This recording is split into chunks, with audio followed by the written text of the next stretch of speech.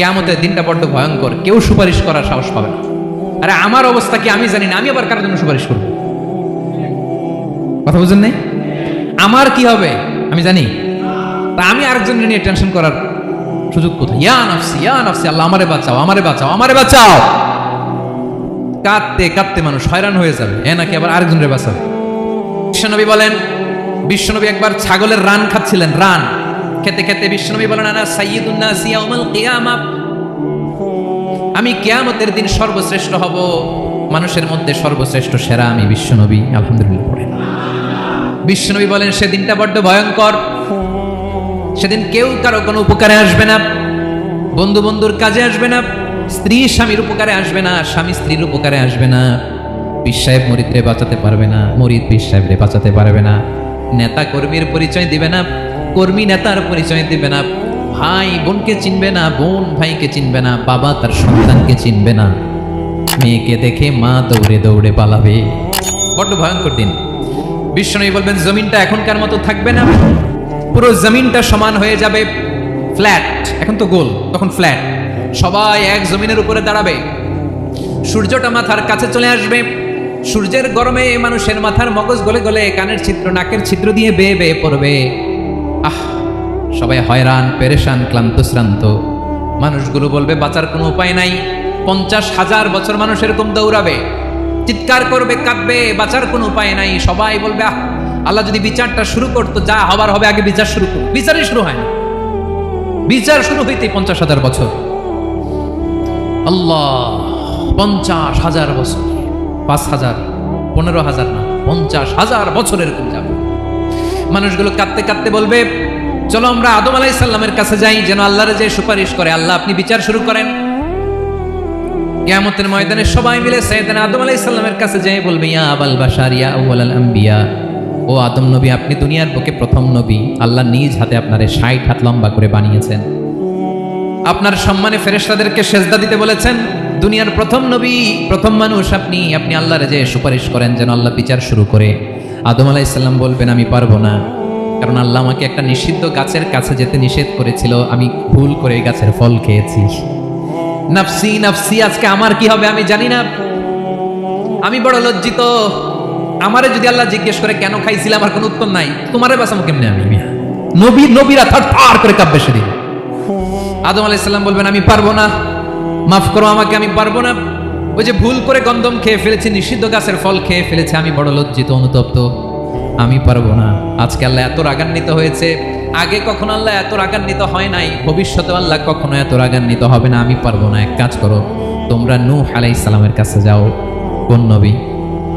লোকেরা এবার পাগলের মতো দৌড়াতে দৌড়াতে আল্লাহর নবী নূহ আলাইহিস সালামের কাছে যেয়ে বলবে ইয়া নবী আল্লাহ নূহ আনতা আউয়ালুর রুসুলি ফিল আরদ, আপনি জমিনে প্রথম রাসূল।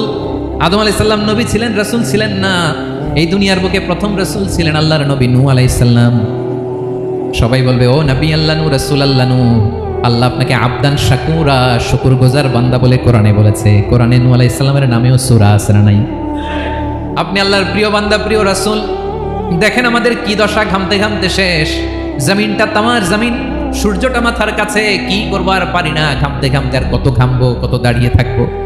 আল্লাহরে যে বলেন বিচার যেন শুরু করে। নূহ আলাইহিস সালাম বলবেন আমিও পারবো না, আমিও পারবো না, আমি আমার ছেলের জন্য এক কথা বলে ভুল করে ফেলছি। যখন মহাপ্লাবন হবে আমি বললাম আল্লাহ আমার কলিজার টুকরা সন্তান রে বাঁচান।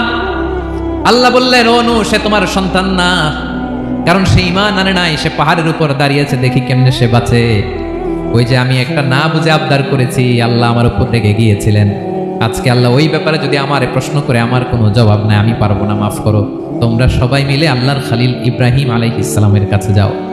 লোকগুলো পাগলের মতো খুঁজতে আরম্ভ করবে, অযুত লক্ষ নিযুত কোটি মানুষের ভিড়ে আল্লাহর খলিল ইব্রাহিমকে যায় বলবে ইয়া খলিলুল্লাহ, ও আল্লাহর খলিল, আল্লাহ আপনাকে বড্ড ভালোবেসেছেন, আপনি কাবা বানিয়েছেন, আল্লাহ আপনাকে বড্ড পছন্দ করেন।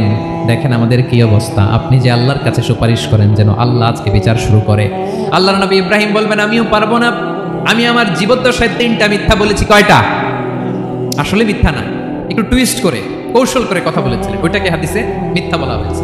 আমি জীবনে 3টা মিথ্যা বলেছি, জীবন বাঁচানোর তাগিদে কৌশল করে 3টা কথা বলেছি। আজকের এই কঠিন ময়দানে আল্লাহ যদি ওই 3টা কথার ব্যাপারে জিজ্ঞেস করে, লজ্জায় আমি মাথা দেখাতে পারবো না, আমিও পারবো না।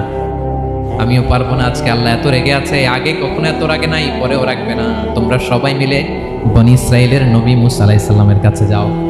সবাই এবার যাবে মুসা আলাইহিস সালামের কাছে, যেয়ে বলবে, ইয়া নবী আল্লাহ মুসা, আপনি ছিলেন কালিমুল্লাহ, আল্লাহর সাথে সরাসরি কথা বলতেন।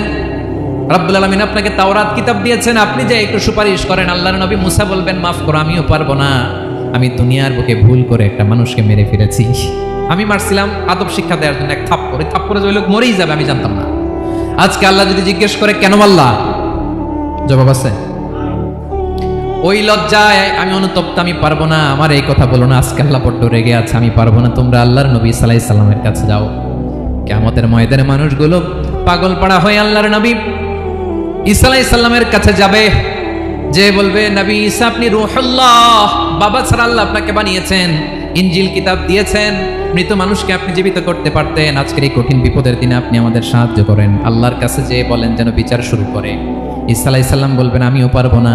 ইন্নী উবিদতু মিন দুনিল্লাহ, আমার উম্মত খ্রিস্টানেরা আল্লাহরে বাদ দিয়ে আমি ঈসার ইবাদত করেছে। আমার মা ম্যারি আর আমাকে ডাকতো জেসাস ক্রাইস্ট, আমার ইবাদত করেছে। যদিও আমি আমার ইবাদত করতে বলি না, ঈসা আলাইহিস সালামও ইবাদত করতে বলেছেন একজনের, তিনি কে? আল্লাহর নবী ঈসা আলাইহিস সালাম বলবেন, আমিও পারবো না। আজকে আল্লাহ অনেক রেগে আছে, আমি পারবো না। তবে একটা পরামর্শ দিতে পারি, একটা সাজেশন দিতে পারি। আজকের দিনে এই কঠিন মুসিবতের কালে, এই কঠিন সময়ে কেউ আল্লাহর দরবারে দাঁড়িয়ে একটা টু শব্দ করার ক্ষমতা কারো নাই, একমাত্র আখিরি জামানার পয়গম্বর বিশ্বনবী মুহাম্মদুর রাসূলুল্লাহ ছাড়া। মানুষগুলো এবার আগুনের মধ্যে পানি দিলে যেমনি আগুন নিভে যায়, দাউ দাউ করা হৃদয়ে জ্বলন্ত আগুন তাদের ঠান্ডা হবে। কিয়ামতের ময়দানে ওই বিভীষিকাময় সময়ে, মুসিবতের কালে মানুষগুলো পাগল হয়ে বিশ্বনবীকে খুঁজতে আরম্ভ করবে। সবাই মিলে বিশ্বনবীর কাছে যেয়ে বলবে, ইয়া রাহমাতাল লিল আলামিন, ইয়া খাতামান নবীন, রাহমাতাল লিল আলামিন। দেখেন আমাদের কি অবস্থা, কি কঠিন বিপদে আমরা আছি, দাঁড়াতে পারি না, সূর্যের আলোতে ঘেমে হয়রান। আজকে কেউ সুপারিশ করতে পারবে না। সব নবীরা অপারগতা স্বীকার করেছে, তারা বলেছে আপনি ছাড়া কেউ নাকি আল্লাহর সামনে দাঁড়াতে পারবেন না, আপনি একটু সুপারিশ করেন। বিশ্বনবী বলবেন, আসো আসো, আজকের দিনে আমি ছাড়া আল্লাহর সামনে কেউ দাঁড়াতে পারবে না।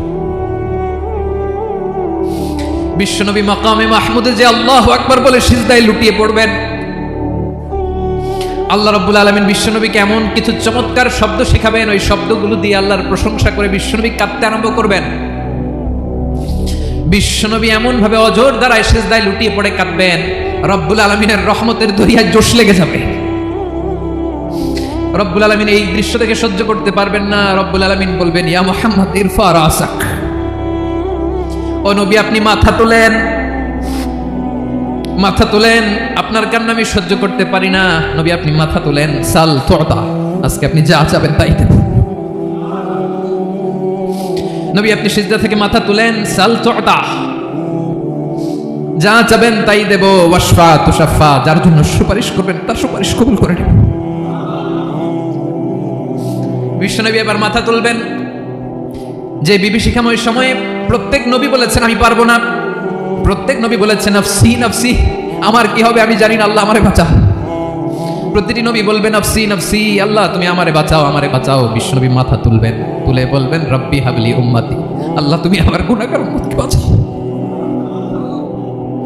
এই দুনিয়ার বুকে রব্বুল আলামিন সব নবীকে একটা করে দাওয়া মুস্তাজাবা দিয়েছেন, মানে যে দোয়া করলে কবুল হয়ে যায় সাথে সাথেই। দাও বিহা, দুনিয়ার সব নবীরা ওই দোয়াটা দুনিয়ায় করে ফেলেছে। সব নবীকে আল্লাহ একটা করে দোয়া দিয়েছে, নবী দোয়া করলেই কবুল, সব নবীরা ওই দোয়া করে ফেলেছে দুনিয়াতে। বিশ্বনবী বলেন আমি করি নাই। ওয়া ইন্নী আখতাবিউ দাওয়াতি শাফাআতান লি উম্মতি ইয়াউমাল কিয়ামাহ, আমার ওই স্পেশাল দোয়াটা আমি দুনিয়ার বুকে কঠিন বিপদে পড়েও কোনোদিন করি নাই। আমি আমার স্পেশাল দোয়াটা কিয়ামতের দিন আমার গুনাহগার উম্মতকে সুপারিশের জন্য রেখে দিয়েছি। আল্লাহ বলবেন নবী ইরফা রাসাক, মাথা তোলেন, আর কাটবেন না। বিশ্বনবী মাথা তুলবেন, আল্লাহ বলবেন সাল তুতা, আপনি যা চাবেন তাই দেব। ওয়াশফা তুশাফা, সুপারিশ করেন, সুপারিশ কবুল করব। বিশ্বনবী বলবেন আল্লাহ ওই স্পেশাল দোয়াটা দুনিয়াতে করি নাই, আজকে আমি তোমার দরবারে দাঁড়িয়ে কিয়ামতের দিন ওই দোয়াটা করছি। আল্লাহ আমার যে উম্মতের হৃদয়ে যাররা পরিমাণ ঈমান আছে, আমার একটা উম্মতকেও তুমি জাহান্নামে ঢুকাতে পারবা না। বিশ্বনবী পাগলের মতো একবার হাউজে কাউসারে যাবেন, একবার সিরাতে যাবেন, একবার পুলসিরাতের দিকে, একবার হাউজে কাউসারের দিকে পাগলের মতো দৌড়াতে থাকবেন, তার কোনো গুনাহগার উম্মত যাতে জাহান্নামে ঢুকে না যায়। সেদিন কেউ সুপারিশ করতে পারবে না, বিশ্বনবী ছাড়া।